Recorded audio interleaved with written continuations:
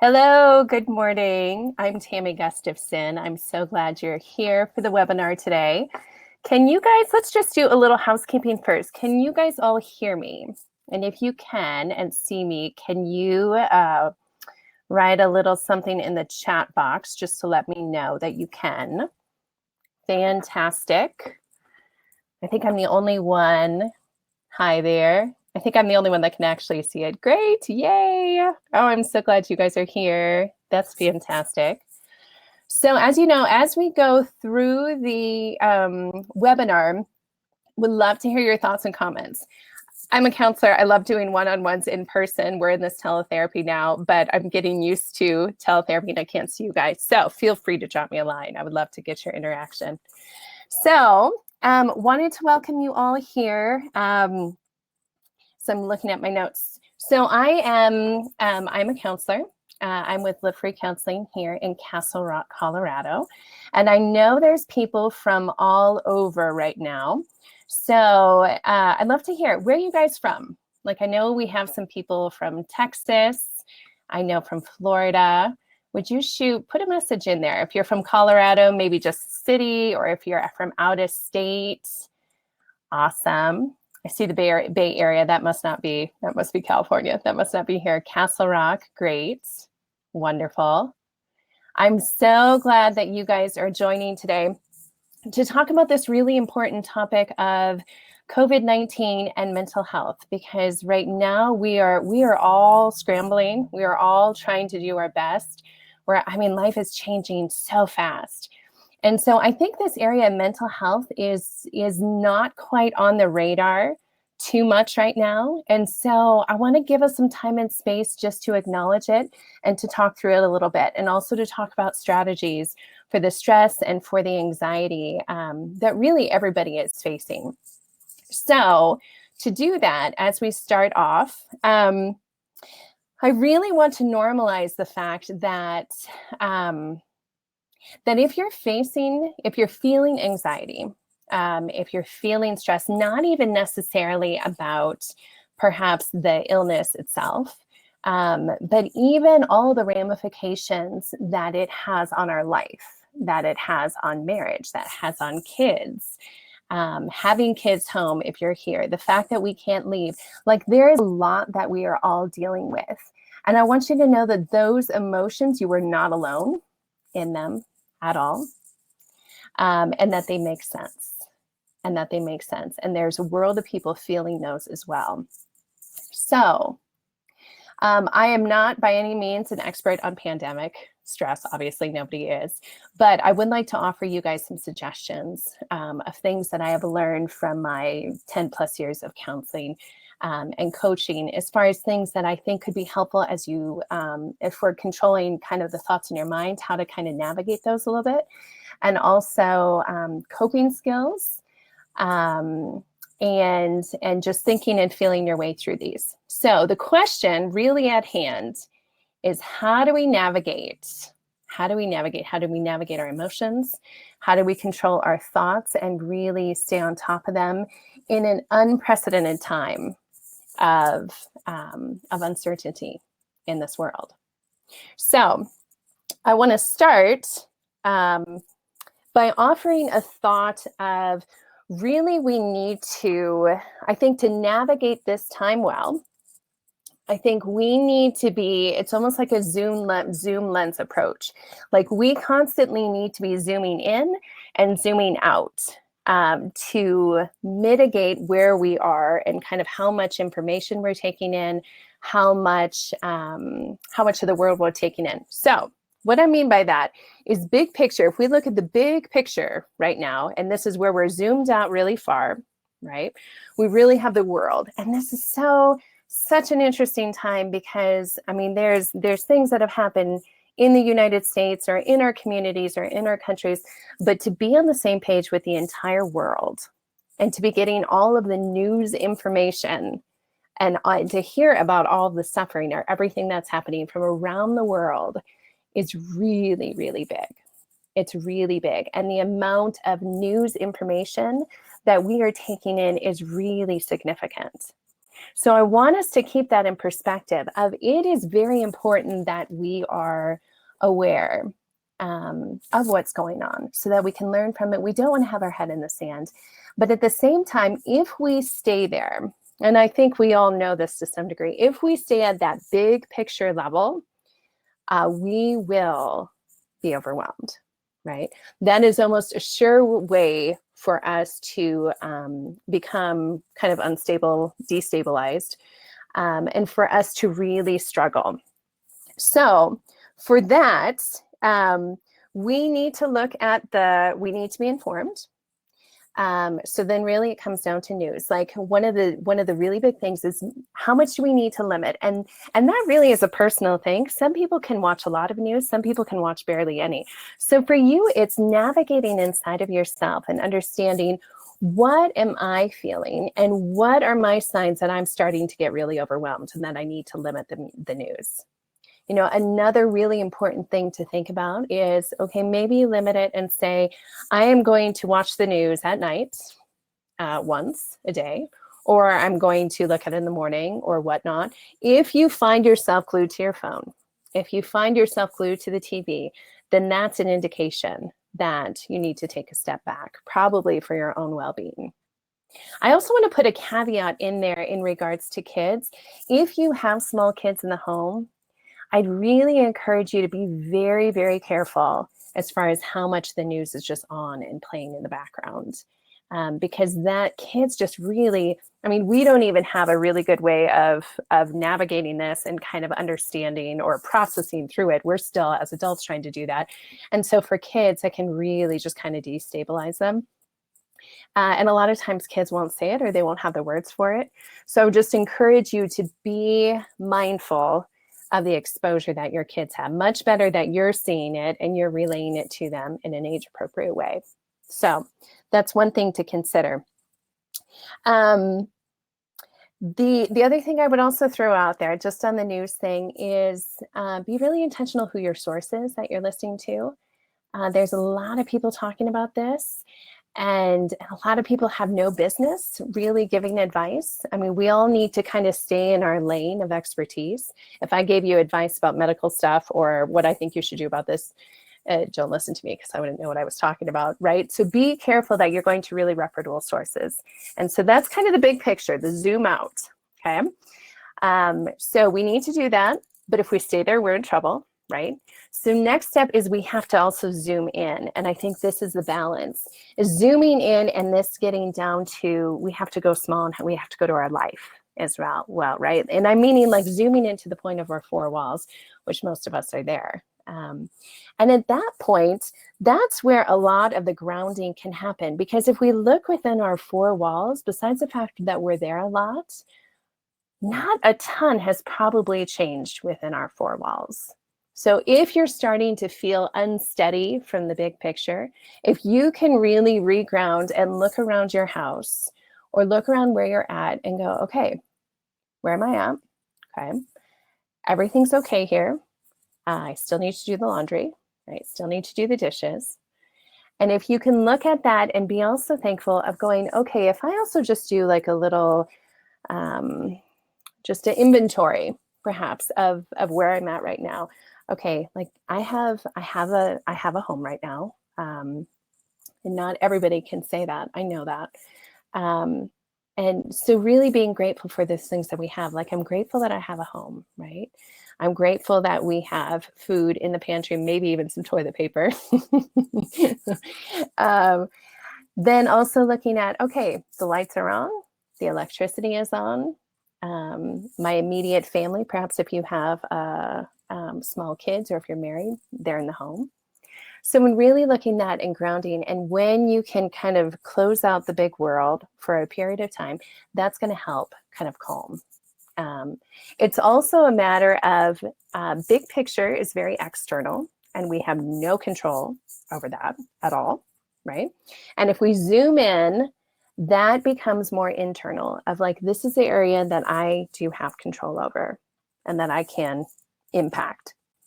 So So that's number one, is having this idea of being aware of the big picture and then zooming into the small picture of life, and balancing that and noticing, like, if you find yourself here in that small picture and you really want to kind of put your head in the sand, or you are afraid to leave your house, or the world seems scary, like that's probably an indication that you need to get out of the small, that you need to go a little bit bigger. So just be aware of that part. That's number one.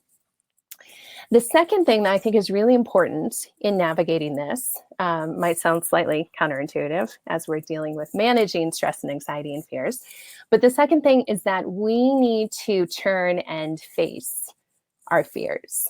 And you need to do this carefully. You need to monitor it. And if it gets too much, you need to maybe slow it down.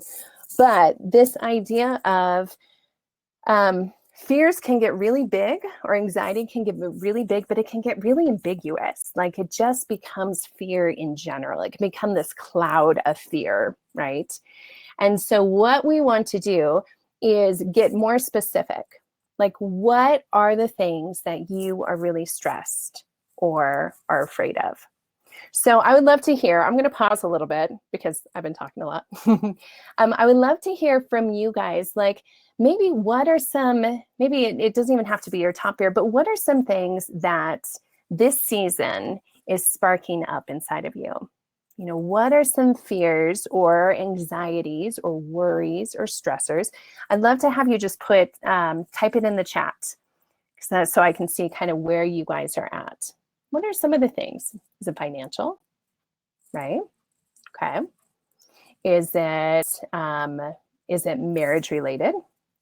Right? How long this will last? Yep. I see that. Yeah. Someone said, overwhelmed of getting all my tasks done. So true. And especially if you have kids home and trying to navigate all that. Feeling out of control, loss. Yep. Of income, politics, liberty, financial. Yeah. What will this look like when the world is over? Absolutely. And yeah, and somebody said getting sick. Absolutely. Like, that's a huge deal, right? So yes, so that's good. It's good to navigate this. Yeah, hard to know how to navigate all this. Ooh, yeah. Changes, you know, having somebody with a family member, a husband, with medication and all that going on. It's so true. We have a son who's in the high risk category. And so I totally get that. There's a lot on all of our plates, right? So good. So now, one of the things, it's great that we name them, okay? And now the next step is not just naming it, but that still keeps us in a place of somewhat helplessness. So I want to help you kind of outline a couple steps that you can take to regain a bit of control. So the first one is, you named it. The second one is, I want you to think, okay, how much of this is this really, I don't want to say reality, but is this something that is a real concern? Like, for instance, if it's losing your job, like, that can be a big fear, and going, okay, is my job really at jeopardy?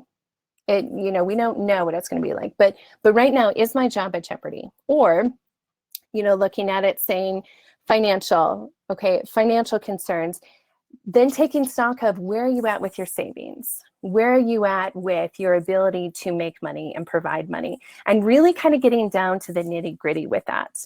Because if you go, gosh, if I take a step back and go, okay, I don't want to burn through my savings, but I have 3 or 4 months worth of savings, and we're going to be okay. That realization can just kind of give you a little step back and go, okay, I have a little bit of breathing room. I don't have to take on all of this all at once, okay? But for others, that's not true. And it's like, no, I mean, I have a dear friend who's in the food service industry, and she lost her job. Of course, as everybody has, right? If you can't work from home, and if your business isn't solid, then that's a real concern. So for her, they're not down on lockdown yet. But for her, it's going, okay, so she kind of saw it coming and going, okay, what can I start to do? And that's the next step for us, is going, we need to start making a plan for the parts that we are really scared about. And this is a way that you can start to take control and start to feel like you have a little bit more power going into this as you ride through it.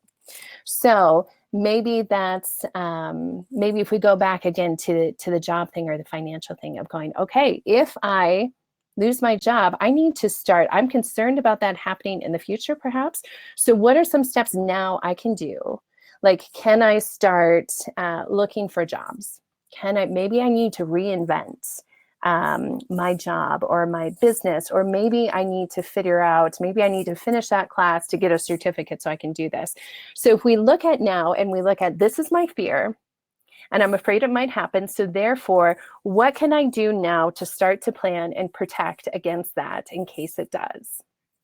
So that's a big thing. And with fear in general, I also want to point out, and this might be a little nuanced, but sometimes I think there's this misconception that fear equals safety. Like as long as I stay scared about this and I stay focused on this, then maybe that'll keep me safe, right? There's a sense of like, as long as I'm continually focused on that.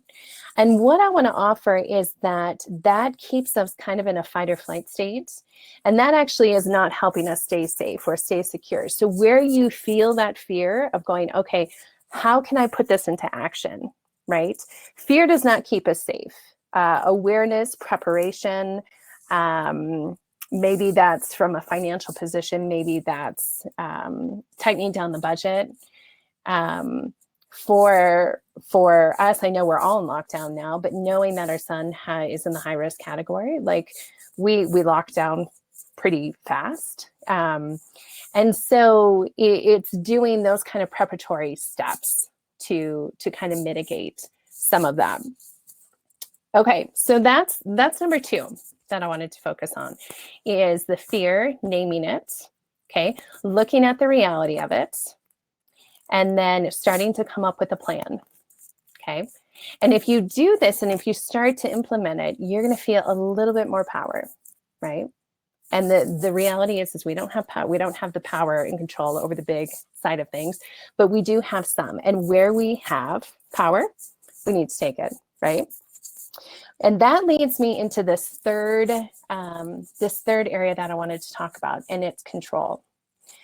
And I found myself saying that quite a bit in the last little bit, because we, as human beings, we don't do well when we don't have control, right? And right now, like we talked about on the big picture level, we have no control, right? And so be aware of that. I would encourage you to kind of take kind of a self-assessment of, name the fact that we are all feeling out of control to some degree, or at least maybe not out of control, but that we don't have control, a lack of control, right? Well, I'm curious. I'm going to stop. Do you guys all relate to that? Can you put it in a chat? Are you feeling that? Or you're like, no, I'm good. Yeah. Yeah. I'm getting yes, absolutely, definitely feel out of control. Yeah. Okay. So good. Yep. Yeah. So good. Glad I'm not the only one. So much. Yes, exactly. So let's talk about that. Okay. Because again, I think that's one of the really core psychological needs that we have, is to really feel some sense of control. Yeah. Someone said it feels like I'm living in a twilight zone. It's true. It's true, right? We go out and shelves are bare, and yeah. So, so know that we will try to, as human beings, our nature, whether we realize it or not, our nature is to try to regain control in whatever way we can. And if we're not aware that we are doing it, it's going to come out in some pretty unhealthy ways. Okay. And so this might be one way that I think, honestly, like early on, before all the lockdowns were going on, I think the toilet paper thing was kind of part of this, where people were feeling like, I can't control what's going on, but at least I can control how much toilet paper is in my house, right? And it's interesting that we all went for toilet paper too. I just find that so interesting. But I do think it's a sense of safety and security, because I know, honestly, when I picked up some toilet paper, I was like, oh, okay, I feel a little bit better. Like, I feel like just a small bit better knowing that I have toilet paper in my house. And so it's that sense of we're trying to regain security. And we feel like we need to have control a lot of times for security. So one way it can come out is in like the stockpiling, the hoarding. Now that we're on lockdown, it's necessary, right? But another way that this might come across is it might, honestly, it might come across in food. Man, if we all don't gain 10 pounds during this, it's going to be amazing, because that is something that we can just go to kind of soothe ourselves, to feel like, well, at least I have control over what I'm eating. At least I can have control over the fact that this chocolate chip cookie tastes really good, right? But it can come out in other unhealthy ways. It can come out in addictions. It can come out in drinking too much alcohol. It can come out a lot of times. Probably one of the main ways that it comes out, if you have small kids at home, is it comes out on the kids, because we do technically have control over them, right? And so it'll come out in being irritable with them. It'll come out at yelling with them.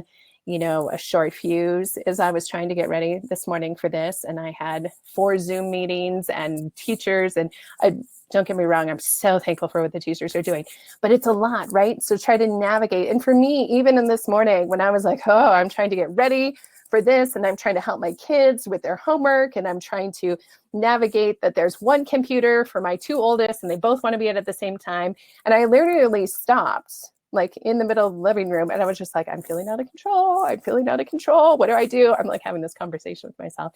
And so at that point in time, it's like, okay, we can let it out, or we can choose to channel it, and we can choose to funnel it. We can choose to be proactive in how we try to regain control. So for me, I was like, okay, in that moment, I was like, okay, what can I do? I don't have my shoes on. I'm going to go get my shoes on. I need to put the laundry in the dryer. And so even that, quite honestly, was helpful. And it helped me reground a little bit. So the moral of this story is we need to be proactive of how we take control, because we will one way or the other. Okay. So, couple thoughts in regaining control. Okay. I think it needs to start with us having some sort of routine, having some sort of going down, again, zooming in to our 4 walls, which we're at most of the time, and saying, okay, what do I need to do right now? And that really is probably regrounding and recentering ourselves into the day-to-day tasks of life to begin with. Like, we do need to do the laundry, right? And we have control over that, right? We have control over whether or not the dishes get done, right? We have control over, you have control over getting up at the same time. You have control over, okay, I can't go out on a date with my husband, but I can make him his favorite dessert and we can have a glass of wine. We have control over that. We have control over, we can't interact. The kids can't have a play date, but we can go to the park. I think my husband just sent me a video not too long ago, the kids rolling down the grass, on a hill nearby. And so we have control over that sort of things. So it's looking for those ways, of all the ways that we don't have control, all the ways that life has changed, but then there's also some ways that life actually hasn't changed and that we can still have normalcy. And so that's important. My computer wants to die on me. So hold on one second. I'm going to grab a cord.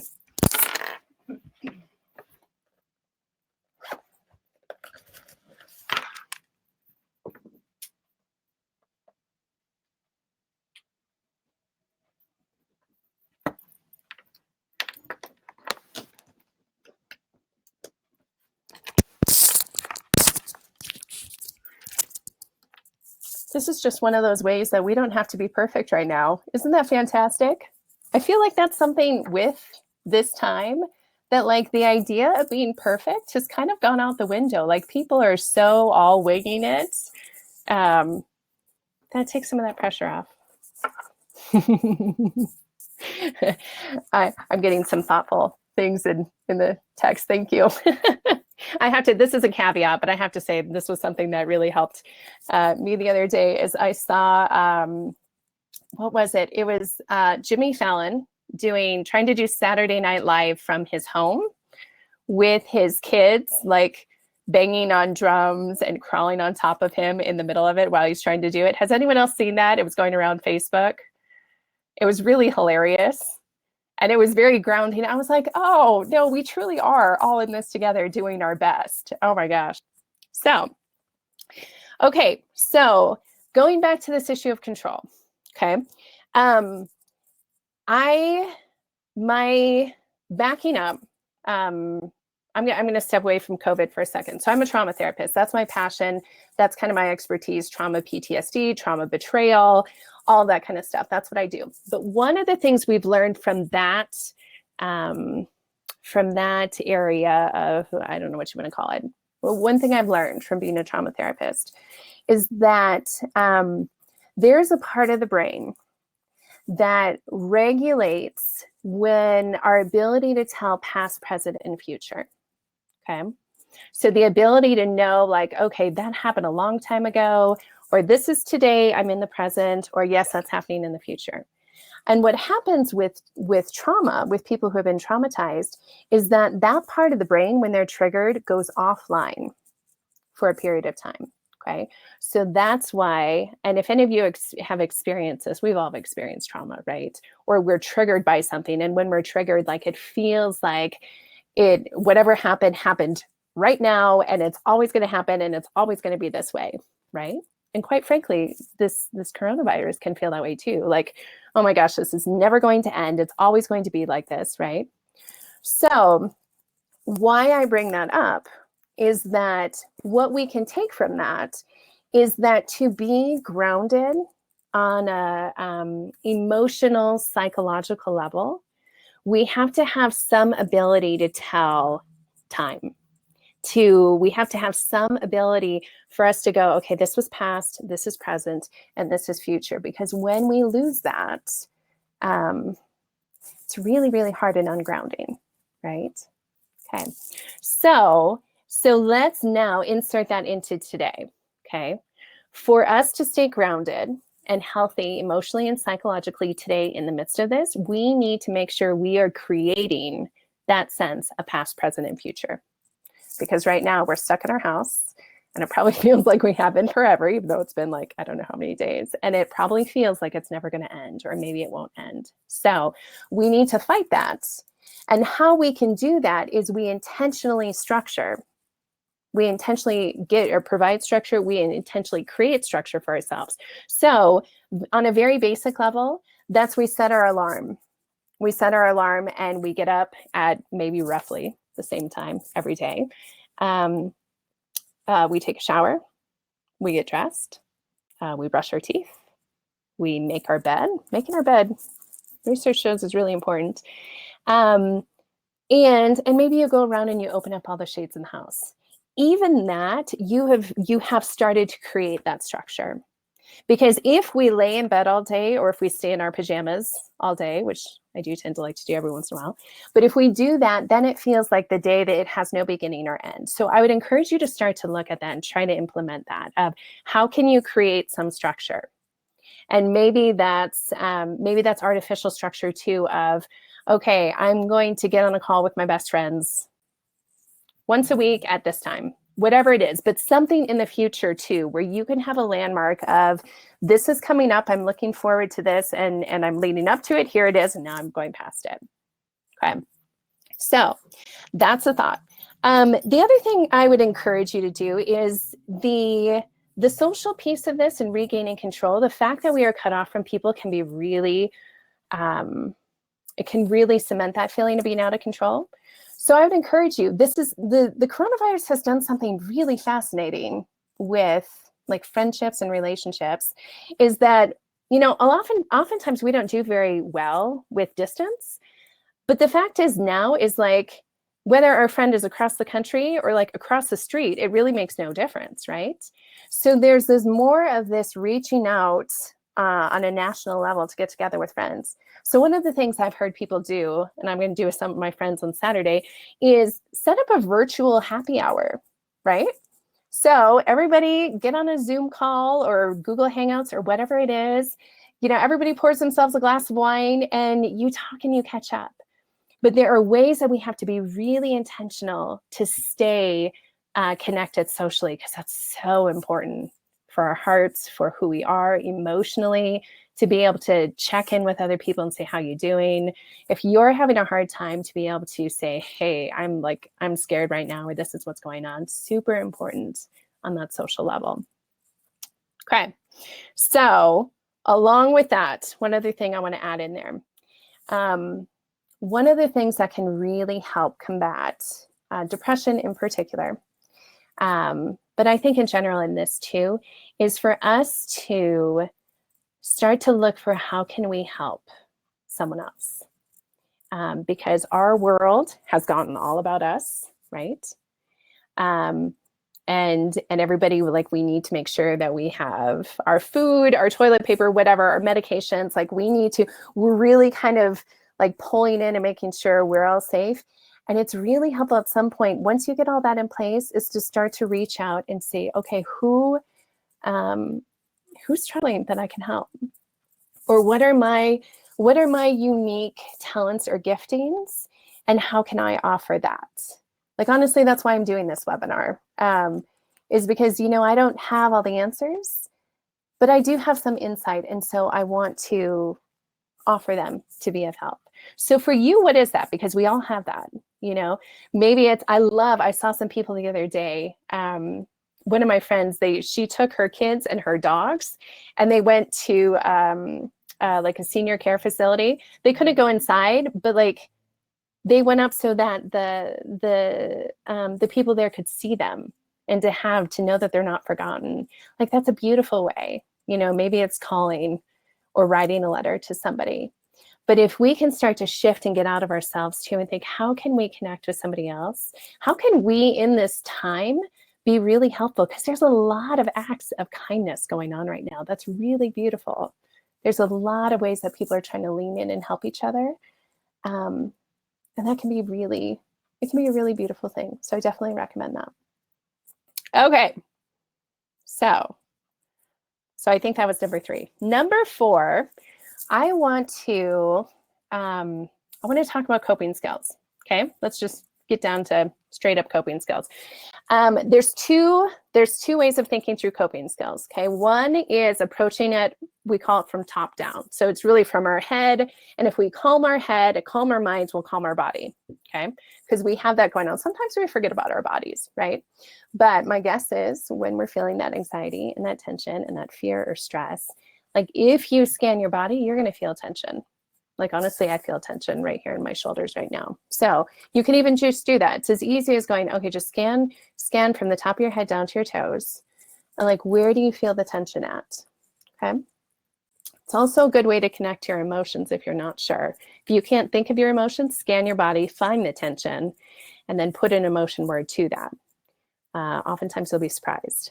So one of the ways of coping and doing coping skills is calming the mind and calming the body. And really, honestly, that's what we've been talking about. Like, when we talk about naming the fear, looking at the reality, and then making a plan, moving forward. When we talk about identifying control and where do we have control and how can we regain, that's our head, right? And that's kind of calming the head, having a plan so then ideally it calms the body. Okay. Those are really good. My favorite personally for coping skills is bottom up. So it's really calming your body. And then when you calm your body, a lot of times your brain will calm as well, especially if you have those racing thoughts. So what I mean by this, especially if you notice that your anxiety or your tension, if you notice it first in your body, then you need to combat it at a body level. Okay. I put together, well, I didn't. I worked with a graphic designer and had her kind of do an infographic of some of my top body-based indoor coping skills. I want to I'm not sure if all of you guys had that or not. I'm going to see, I have it on here, and I'm going to see if I can make it available to you guys right now. Okay, can you guys see that? Did something pop up? Awesome, I'm seeing clicks. I really love this thing. I think she did such a great job. It's just cute, and I like the infographics. But I want to use that as, these are my top 5. And so I want to talk through these, but then I want to go a little bit deeper into those. So the irony is that I can't access it. So I'm going to pull it up on my computer. Okay, so hopefully you guys all have that or can see it. So I want to start with this idea of the number 1 of the grounding. Okay, so when you start to feel like, oh, I'm starting to lose it, right? When you start to feel like I'm this, like, oh, the world is, when you're at this big level and things are really big and it feels you feeling ungrounded, the number 1 is a really great way of kind of getting back, zooming back in and being okay. And kind of like I said, hey, look around your room and go, or look around your house and go, okay, I have a house. Lights are on, I have food, all that kind of stuff. This is a form of that, but it's 5, 4, 3, 2, 1, and you're using your 5 senses. So you stop and you go, okay, what are 5 things that I see? So just even in the room that you're in right now, look at it and go, what are 5 things that I see right now? And you name them. So for me, I see a light, I see a picture, I see the light switch, I see my computer, that sort of thing, okay? Now, what are 4 things you can touch? And I'm talking about, like, what do you feel on your body? Like, so I feel my earrings dangling or whatever. I feel I'm leaning my arms up against the table. I'm feeling the chair underneath me. I'm feeling my boots. It's that sort of thing. 3 things that you hear, you know, and so on and so forth. You get the idea. But that really grounds you pretty quickly into, okay, I'm here. I'm here in this place. I'm not floating elsewhere. I'm here. Okay. Second one is deep breathing, because this is really helpful. The square breathing, I think I heard somewhere that this is something SEALs use. I don't know. Maybe it's true. Maybe it's not. I'm not sure. But you inhale for 4, you hold for 4, you exhale for 4, and then you hold for 4. Okay. And it calms your body, right? The idea is that you're breathing from your stomach or from your belly. It's like you have a balloon inside and you're breathing out. You know, you make your stomach like a balloon. Then you breathe in and you squeeze it in. And you're breathing in through your nose, kind of like you're smelling a flower. And then you're breathing it out through your mouth. And there's a lot of research why behind this. And I'll spare you, other than the fact that it's really helpful. Third one is rhythm. The 3 and 4 are kind of, maybe 5 too, are a little, they're maybe uncommon. The rhythm piece is one I use in my sessions a lot with clients, especially when they're feeling ungrounded. And I just get a pillow and I throw it up and we just toss it back and forth. I love the fact she put it on baseball inside the house. That really cracks me up. So anyways, but you can do this with another person, or if you're alone, if you're single in your house, you can throw it up in the air and catch it. And the reason why this is helpful is it's using a different part of your brain. Okay, it's activating a different part of your brain that will ground you. So this isn't just a fun, fluffy pillow thing. This is actually a neurological thing that's going on. Okay, so it will help you. And if you can do it with somebody else, there's also that sense of connection. Like whenever I do this in session, part of the reason I do it is that it just makes people laugh. And it snaps them back to kind of grounded here. And then it snaps them back to the relationship as well. So that's that. Number 4, joint compressions. This comes from more of the occupational physical therapy side of things. And joint compressions, it actually releases chemicals in our body that help calm us. So that's why we're doing it. It's what's released when we do it. So if you push up against the wall, like in the drawing, or if you're jumping, if you're doing jumping jacks, if you have a trampoline for your kids, that's great for them. There's something within physically that is released that is helpful. Okay. The 5th one is temperature. The warm one, I think we all know, like taking a bath, having a nice cup of tea is really helpful. The cold one is perhaps my favorite though. And it is you fill Ziploc bags full of ice cubes, okay? And you put them to your face. That's the tame version. The full-fledged version is you get a bowl and you fill it with ice cubes, some ice cubes, and you fill it with water, and you hold your breath and you put your face in it for 20 seconds. The reason why this is another body hack, it actually tricks your body into thinking that you have like jumped into a frozen lake, that sort of thing. And so automatically it conserves, pulls all the energy or pulls all the blood back to your vital organs. It drops your heart rate. It drops your blood pressure. It's really pretty incredible. Even the ones, I haven't done the face in the water, I'll be honest, but the Ziploc bags, it's really pretty incredible. So if you find yourself like you're on the verge of panicking, or if you're really starting to like physically get really amped up, then I really encourage the ice cubes one. So a couple other ones I want to throw in there as well. I guess those are really my main ones. There's a couple others though. This is called the butterfly hug. Okay, so if you make a butterfly like this, so the palms are facing you, okay, and you put them so your fingers are right under your, what's this called, collarbone, and then you go back and forth. Okay. This is actually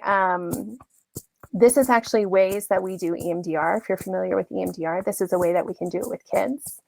There's a way to do EMDR with groups, and we do it this way. Okay. And you're not processing memories if you're familiar with EMDR, but what you're doing is that it's calming your body. It's calming your body. And you can go as fast as you want if you're really stirred up, or if you can go slow. You can also just tap. Like you can just tap on your own knees. You can do this with your kids. It's really helpful. There's also an app I want to recommend. It's called Anxiety Release. And I think it's probably like $4.99 or whatnot, but in the App Store. And it uses the audio version. So it's an app on your phone, and it does the beeps back and forth, which is another way we can do EMDR. It's another way that it calms the body. If I can't sleep, I will use this. My kids will ask for it. They call it the beeps. And it's really helps. So especially if you're having a hard time sleeping, that's really helpful as well. Okay. So are there any questions about those before we move on? Let me go back to my chat.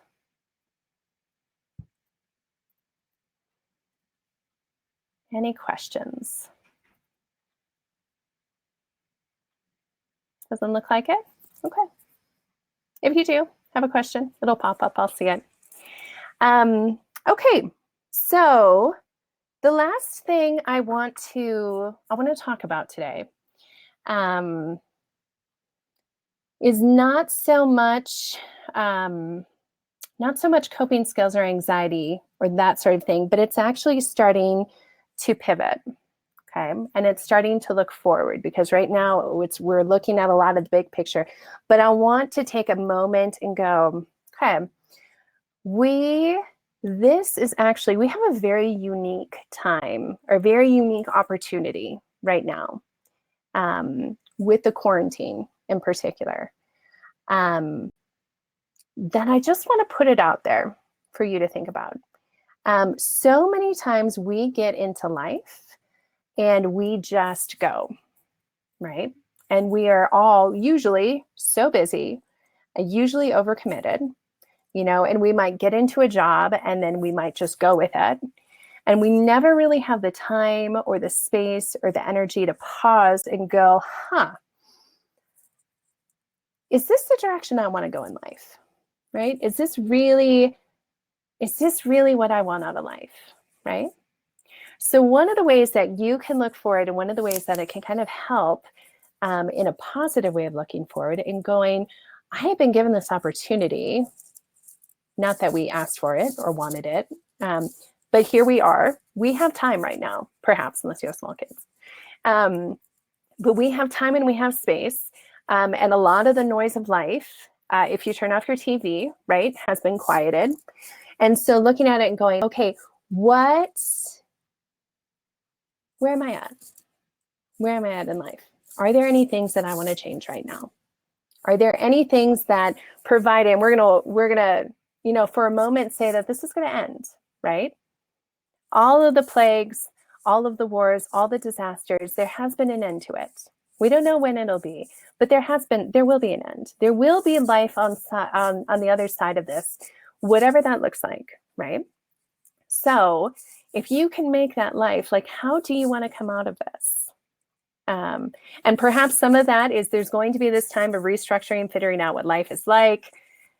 All of us probably going to financial planners and trying to figure out where all that is, all of that, but going, okay, like, if I want to, do I want to continue on the way I'm going? Maybe it's time for a new career. Maybe it's time to go back to school. Maybe I've always wanted to do this, but I just haven't had the confidence to do it.